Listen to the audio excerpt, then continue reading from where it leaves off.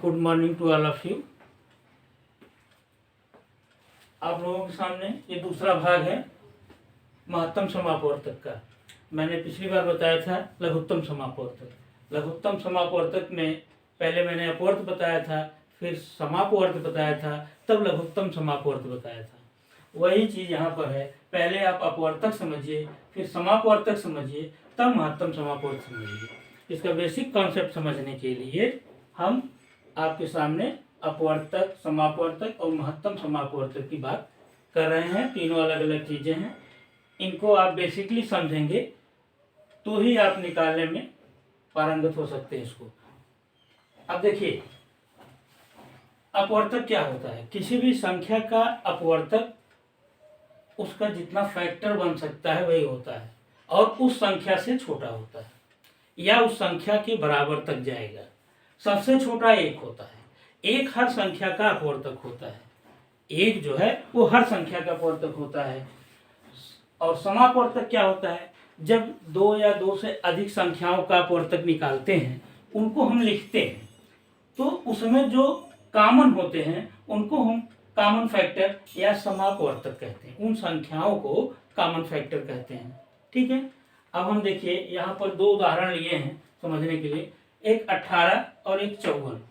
अब 18 का अपवर्तक क्या होगा, एक प्रश्न तो यही बनता है कि 18 का अपवर्तक क्या होगा। तो सबसे पहले हम देखें कि 18 जो है किन संख्याओं से कट जाएगी वही अपवर्तक है, उसी को फैक्टर कहते हैं, उसी को अपवर्तक भी कहते हैं। तो 18 के अपवर्तक 1, 2, 3, 6, 9 और 18, ये सारे जितने इसके फैक्टर हैं हम लिख लेंगे। सबसे छोटा देखिए 1 है और सबसे बड़ा जो है यही संख्या है। किसी संख्या का अपवर्तक उस संख्या के बराबर या उससे कम होगा जितनी संख्या होंगी मैक्सिमम। दूसरी 54 को लिया, 54 में 1, 2, 3, 6, 9, 18, 27 और 54 ये सारे इसके फैक्टर हैं। तो यहाँ पर देखिए पहली बात है कि अपवर्तक, तो अपवर्तक 18 का ये हुआ और 54 का ये हुआ। दूसरी बात अगर कहें 18 और 54 का समापवर्तक क्या होगा, तो जो इन दोनों में कॉमन हो वो सारे समापवर्तक हैं। यहाँ पे हम लिखते हैं समापवर्तक।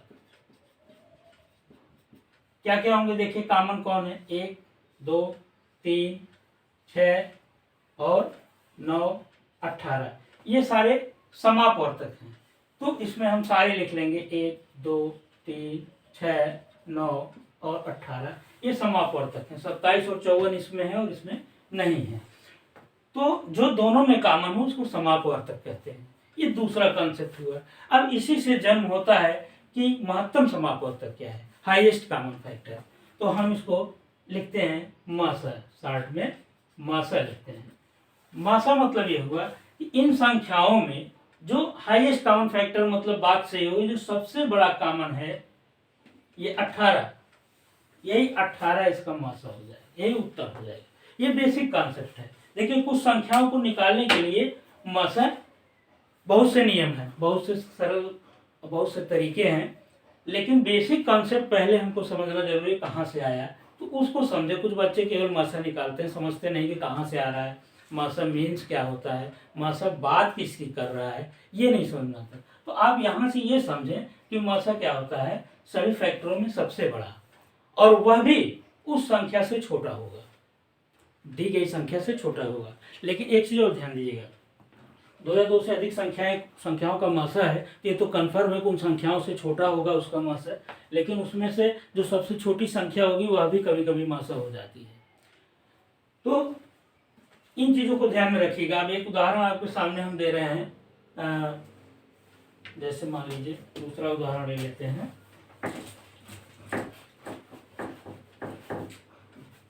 दो उदाहरण से आप क्लियर कर लेंगे कि मासा कैसे निकाला जाता है। बड़ी संख्याओं का मासा निकालने के लिए अलग ट्रिक है, हम उसको बताएंगे। फिलहाल इसको बेसिक समझने के लिए आपको बताया जा रहा है।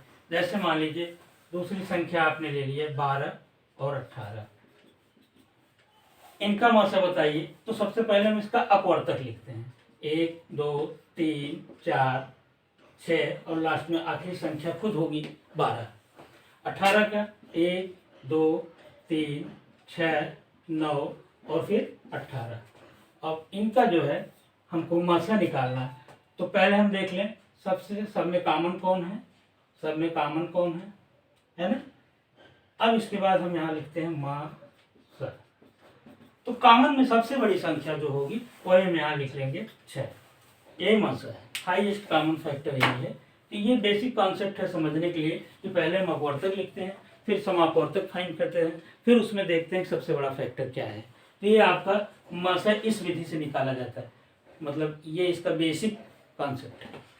बाकी मसा निकालने के लिए भाग विधि है, वो हम आपको अगले वीडियो में बताएंगे कि कैसे और बड़ी संख्याओं में मसा निकालना हो। तो इतना अपवर्तक लिखना उसमें थोड़ा ज़्यादा हो जाएगा, है यही तरीका बेसिक, लेकिन अब इतना नहीं लिखा जाएगा, उसके लिए भाग विधि है और सरलता से आ जाएगा। फिलहाल मसा और लसा के कॉन्सेप्ट को आप यहाँ पर 2 वीडियो से क्लियर कर लेंगे कि ये है क्या। ठीक, बहुत बहुत धन्यवाद।